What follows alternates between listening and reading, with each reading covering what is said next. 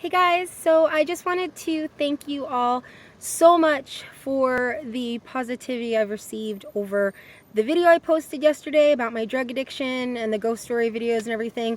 I'm still going to upload the second portion of the ghost story, but I also wanted to know if you guys wanted to hear like more drug story time. I'm not glorifying it by any means. I really don't want to come off that way because it's disgusting. It's absolutely horrible, addiction, but it can really be educational, and it can also, just from hearing somebody else's story, just maybe make somebody else feel not so alone, or just educate somebody else, or maybe help somebody else to help someone that they love. Because I know that, the worst thing to do is just abandon somebody when they are using. And again, there's a difference between enablement and abandonment and separation and all that. But yeah, so I just wanted to know, would you guys be interested in hearing more like story time, just in general about my addiction? I can definitely get further into it. I used to be so incredibly embarrassed of it and humiliated by it, and maybe, I'll show you my arms and some of the realistic things that it does to you. Some pictures from when I was using crack. I used crack for a little over like a year and a half. A lot of you back then were like, wow, how'd you lose so much weight? It looks great. And I was so humiliated. I was like, just walking. It's not funny, but if I don't laugh, So yeah, if you guys want to hear more, or would like me to do more story times about, just my usage and just in general, some really educational videos about drug use and drug addiction, because I'll be completely honest, the drug of choice was heroin for about the last 9 years, cocaine for about 6 of those years, and methamphetamine on and off during that time. So I'm very knowledgeable, very, very knowledgeable about that stuff, but also am a cautionary tale, but also a tale of what you can do and become if you just make the choice to stop and get clean and work to get clean. Again, no such thing as cold turkey, you guys. Please, if you are struggling with an addiction right now and people keep asking you, why don't you just stop? Make the choice to stop. When you start a drug, it's your choice, and I can't say a stupid choice because everybody starts it for different reasons. Maybe there's undiagnosed mental health issues. Maybe for me, it was a lack of coping skills. And this isn't an excuse, it's a reason, which is something people do need to be aware of. Difference between an excuse and a reason. A valid reason: lack of coping skills. My family, anytime there's a problem, I got toys, money, clothes, anything, cars thrown at me without really like, hey, what's the problem? What's the real problem? Let's try to help.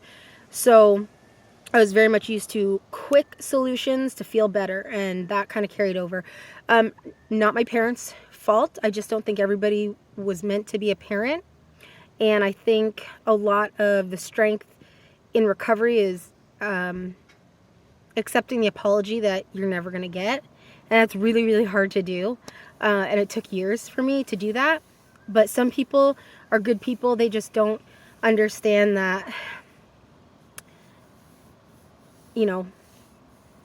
I guess they had to work on themselves and became parents before they were able to do that. So I also wanted to make a video about my miscarriage last year.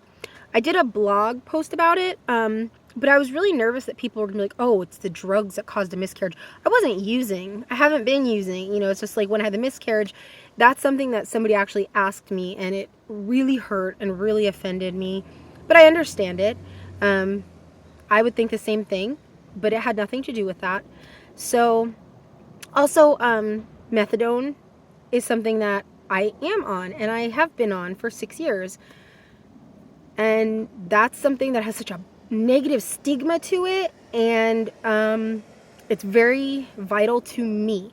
Not everybody is successful on methadone. Not everybody needs methadone. Some people can go on Suboxone and be fine. There is a very big difference. For me, it's not just taking one addiction and replacing it with another. The you know, medical journals have diagnosed addiction as a real affliction.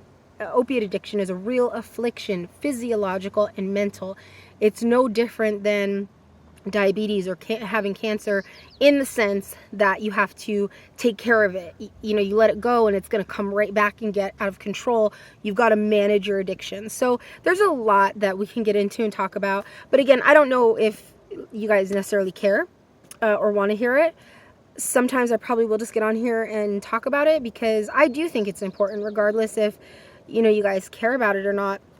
I do think that it is something that should be talked about, because even if you don't have an addiction or you're not using drugs or anything, God forbid your children grow up and possibly get into it. And, you know, my parents, we grew up very well off. We grew up, you know, I went to college. I had wonderful education, things like that. I wanted for nothing. And that is not the typical person who goes and uses heroin or drugs. But today, it's so important that you understand what used to be known as a junkie back in the 60s, 70s, 80s, 90s. Totally different. Look at the stats, you guys. It is affluent, young kids getting into this who have money, who are college age. The face of addiction is different. So I just thought that this is really necessary, and it's really educational. It's an epidemic, and it has been classified as an epidemic right now in the United States. So I know there's some people who are like, who cares about drugs? I'm clean. I have a perfect life. And that's great. And part of me is a little jealous. And the other part of me is like, that's okay, because I worked for mine. And I'm not saying that anybody else didn't. I just feel a little bit more entitled because I had to make a choice. And to earn it back feels really good. So, I don't know. I'm proud. I'm proud of it. And I think everybody should be, no matter what you're recovering from. So again, thank you guys so much for the overwhelming, awesome, you know, I've been getting text messages from a lot of my personal friends, emails, private messages on YouTube, private messages on Instagram, like, girl, that was a really great video. It really wasn't. Like, I didn't edit it. I just uploaded it. The lighting was horrible. I didn't, like, Facetune myself. If you see my pictures on Instagram, my skin is perfect. So, anyway, yeah. I guess that's it. Thank you guys again, and I really do hope to hear from you and get your opinions. Whether or not you know me, please just let me know in a comment below, or if you just want to go to my Instagram, it's that Northwest Vibe. That's the Instagram, or Crystal Butler. Go ahead and find me and just let me know if you want to hear about it, or whatever else you want to see me do video-wise, like, I don't know, gardening, makeup, fashion, drag. I don't know.